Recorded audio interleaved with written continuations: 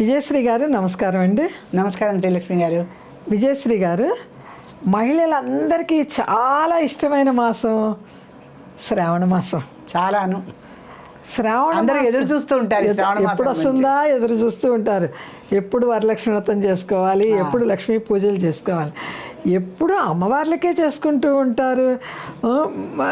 ఇప్పుడు వరలక్ష్మి, సంక్రాంతి లక్ష్మి, వైభవ లక్ష్మి, ఇట్లా అన్ని లక్ష్మీదేవులకే ఎక్కువగా ప్రాధాన్యత ఇచ్చి చేసుకుంటూ ఉంటారు. అయ్యవార్లను ఎందుకు పండగలకి విశిష్టంగా పెట్టి చేయరంటారు?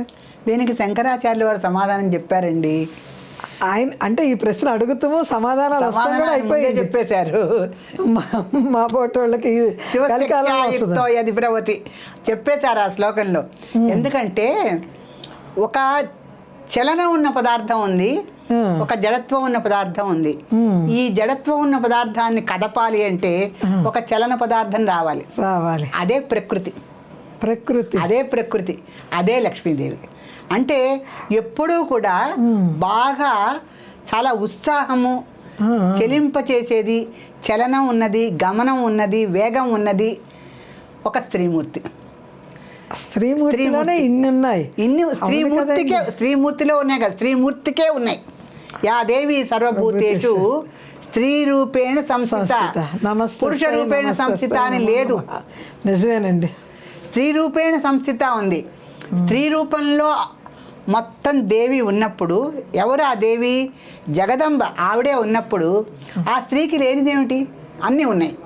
అందుకని ఏ పండగైనా స్త్రీ దేవతతోనే మొదలు పెట్టాలి. మనం స్త్రీ దేవతతోనే మొదలు పెట్టాలి.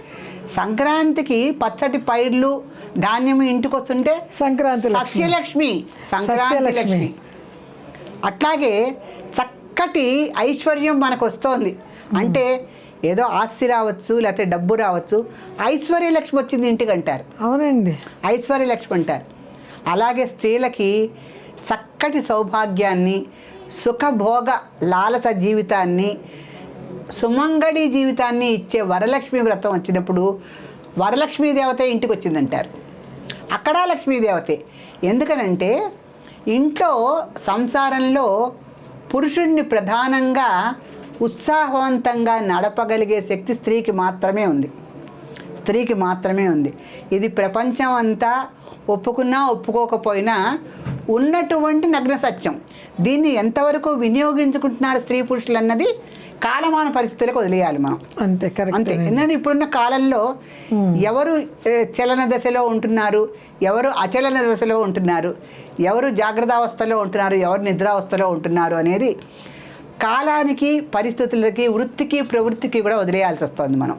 కానీ సృష్టి మూలం సృష్టి మొదటి నుంచి ప్రకృతి అయిన మహాన అమ్మవారి యొక్క మొదటి నామమే లక్ష్మీ. ప్రకృతి అంటేనే బాగా చలనం గలది. అది ప్రకృతి. ప్రకృష్టమైనటువంటి కృతి అండి, ప్రత్యేకమైనటువంటి కృతి. అది ఏమిటది? అది వాయువు అవ్వచ్చు, నీరు అవ్వచ్చు, ఆకాశం అవ్వచ్చు, భూమి అవ్వచ్చు, అగ్ని అవ్వచ్చు. ఏదైనా కూడా ప్రత్యేకమైనటువంటి పంచభూతాలు, విశేషం, పంచభూతాలు. ఇదే ప్రకృతి. ఈ ప్రకృతి లేనిదే ఏ పని అవనప్పుడు, ఈ ప్రకృతే లక్ష్మీదేవి అయినప్పుడు ప్రతి పండక్కి ముందు లక్ష్మీదేవిని పూజిస్తేనే కదా మరి ఏమన్నా మనం చేయగలిగేది. నిజమే కదా. అన్నిటికీ కూడా ప్రకృతే మూల కారణం అయినప్పుడు సంక్రాంతి లక్ష్మి ఆవిడే, వైభవ లక్ష్మి ఆవిడే, విద్యాలక్ష్మి దేవత ఆవిడే, సంతాన లక్ష్మి ఆవిడే, అష్టలక్ష్ముల్లో అన్ని లక్ష్ములు ఆవిడే. దీనికి ప్రధానంగా మళ్ళీ ఏంటి? ఈ లక్ష్మీ దేవత మన ఇళ్లలో ఉండాలి, మనం పూజించాలి. అష్టలక్ష్ములు ఉండాలండి. అష్టలక్ష్ములు ఉండాలి. ఉండాలంటే మనం ఏం చేయాలి? లక్ష్మి అంటే లక్ష్యంగా పూజించేది, అలక్ష్యం చేయకూడదు. లక్ష్మి అంటే లక్ష్యపూతంగా, లక్ష్యం. నీ దొరుకు ఈ మాటలండి ఇప్పుడు పూర్తిగా వ్యవహారంలోంచి వెళ్ళిపోయినాయి. ఏమిటి లక్ష్యం లేకుండా తిరుగుతున్నాం అంటారు. లక్ష్యం లేకుండా మన మాటలు లెక్క పెట్టని వాళ్ళని లక్ష్యం లేకుండా తిరుగుతున్నాం అంటారు, లక్ష్యం లేకుండా మాట్లాడుతున్నాం అంటారు. లక్ష్యము అంటే ఈ పదము చాలా మన చిన్నప్పుడు చాలా విన్నాము. చాలా మన పెద్దవాళ్ళు ఈ మాట లేదు. ఇంకోటి లక్ష్యము అంటే ఒక ఉద్దేశం, ఒక లక్ష్యం పెట్టుకొని ముందుకు వెళ్ళాలంటారు. కరెక్ట్ అండి. ఇవన్నీ కూడా ఏంటంటే ఒక చలన దశను సూచించేటువంటి లక్ష్మీ సమానార్థక పదాలే. ఈ లక్ష్మీ పదం ఎట్లా వచ్చింది అంటే ఇది ఎప్పుడూ గమనం గలది, ఉత్సాహం గలది, కార్యసాధకత్వం చేయించేది, బద్ధకాన్ని వదిలేసేది, అలక్ష్యంగా ఉండకుండా చేసేది. అలక్ష్యంగా అంటే ఏ విషయాన్ని అలక్ష్యం చేయకూడదు, లక్ష్యంగానే చేయాలి దాన్ని. అంటే ఒక పని చేస్తున్నామండి, దాన్ని శ్రద్ధగా చేయాలి. ఆ శ్రద్ధగా చేయటంలోనే మరి లక్ష్మీ అష్టోత్తరంలో శ్రద్ధాయ నమః అని కూడా ఉందిగా. అవును కదా, శ్రద్ధాయ నమః అని కూడా ఉందిగా. శ్రద్ధగా చేసేదే లక్ష్మి. అందుకని లక్ష్మీదేవతని ఏ విషయంలో అయినా మనం శ్రద్ధగా, శుచిగా, నిష్టగా చేసినప్పుడు అక్కడ లక్ష్యంతో చేసిన విషయం కనుక అది లక్ష్మీదేవత అవుతారు. ఎంత అద్భుతమైన విషయం తెలియజేశారండి. నిజమేగా, శ్రద్ధాయ నమః. శ్రద్ధగా చేస్తేనే కదా ఏ పనైనా. అంతేకాదండి, ఇప్పుడు ఇల్లాలుంది, ఆవిడ ఇంట్లో పని మనిషిని చూస్తుంది పాపం.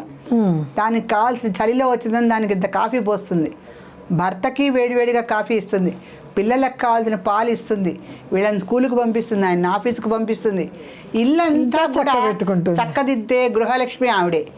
ఈవిడ గురించి లక్ష్మీ అష్టోత్తరంలో ఏం చెప్పారండి? సర్వభూత హితప్రదాయ నమః. సర్వభూత హితప్రదాయ నమః చదువుకుంటూనే ఉంటారు. అందరి సర్వభూతాలంటే ఇంట్లో ఉన్న జనాలు, భూతాలంటే జనాలు, జీవులు. భూతాలంటే భూతాలు కాదు, జీవులు. సర్వభూత హితప్రదాయ నమః. అందరికీ కూడా హితాన్ని కోరేటువంటిది లక్ష్మీదేవత. ఆ లక్ష్మీదేవత గృహలక్ష్మి అంటే లక్ష్మిని చూసి ఇల్లాలను చూడండి అంటారు. అందుకని ఎక్కడ లక్ష్మీదేవి లేదు.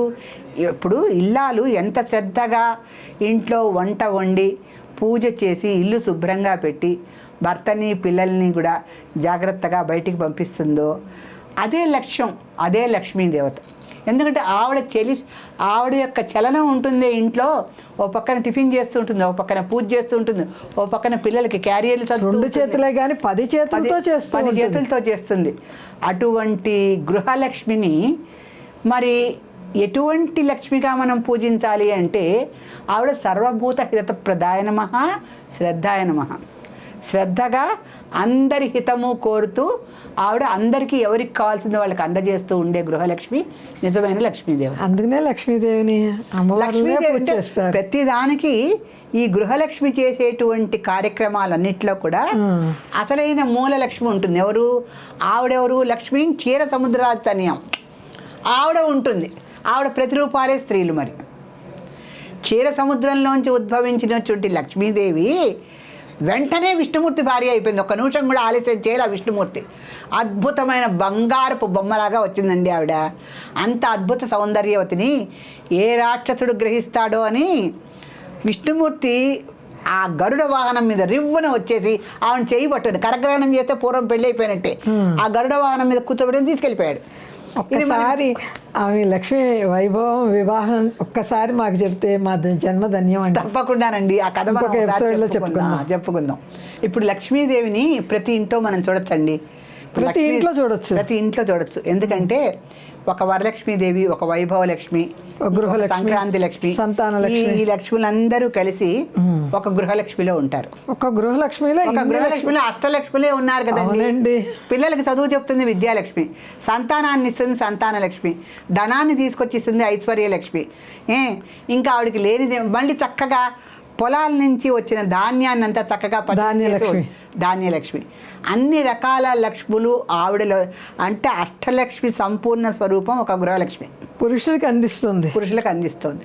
అష్టలక్ష్మి యొక్క సమిష్టి రూపమే ఒక గృహలక్ష్మి అయినప్పుడు ఇక ఏ పండగకైనా లక్ష్మీదేవత అంశ లేకుండా మనం ఏ పూజ చేయలేం. ఎందుకంటే చివరికి గణపతిని ముందు పూజించాలన్నా లక్ష్మీ గణపతి అంటున్నారు. అవునండి, లక్ష్మీ గణపతి అంటారు. అందుకని గణపతి పూజ చేసినా లక్ష్మీ గణపతి అంటున్నాం గనక లక్ష్మీదేవి లేనటువంటి పూజ లేదు. ఆవిడ ఏ రకమైనటువంటి లక్ష్మి అంటే ఆవిడ సస్యలక్ష్మి, సంక్రాంతి లక్ష్మి, లేకపోతే కనుక వరలక్ష్మి, వైభవలక్ష్మి, ఈ రకంగా మనం ఆలోచించుకోవాలి. ఇవన్నీ కాకుండా నవరాత్రుల్లో ఆవిడ శ్రీమాత రూపంలో ఉన్నటువంటి మహాలక్ష్మి కదండి. అవును కదా, మహాలక్ష్మి ఆవిడ. అద్భుతం. మహాలక్ష్మి అవతారం ఒక రోజు వస్తుంది మనకి. అవునండి, మహర్నవమి. మహర్నవమి రోజు. సో అటువంటి మహాలక్ష్మి అవతారం కూడా మనకి నవరాత్రుల్లో వస్తుంది కనుక లక్ష్మీదేవత అంశ లేనటువంటి పండగ మన భారతీయ సంస్కృతిలో లేదు. ఎందుకంటే ప్రకృతి ఆవిడే, శ్రద్ధ ఆవిడే, సర్వభూతాలకి హితాన్ని చేకూర్చేది ఆవిడే. చివరికి వికృతి కూడా ఆమె. చివరికి ఆవిడ సర్వోపద్రవ నివారిణ్యే నమః.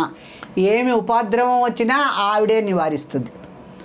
అంతటి శక్తి కల స్త్రీ యొక్క దీన్ని, వైభవాన్ని మనం ప్రతి పండగలో ఆవిడ అంశ లేకుండా చేసుకోవటం అది దోషమే కదండి. అందుకని ప్రతి పండగకి లక్ష్మీ అంశతో ఉండి చేసుకోవటమే పూర్తిగా స్త్రీకి న్యాయం చేకూర్చినట్టు లెక్క. శ్రీమాత్రే నమః. శ్రీమాత్రే నమః.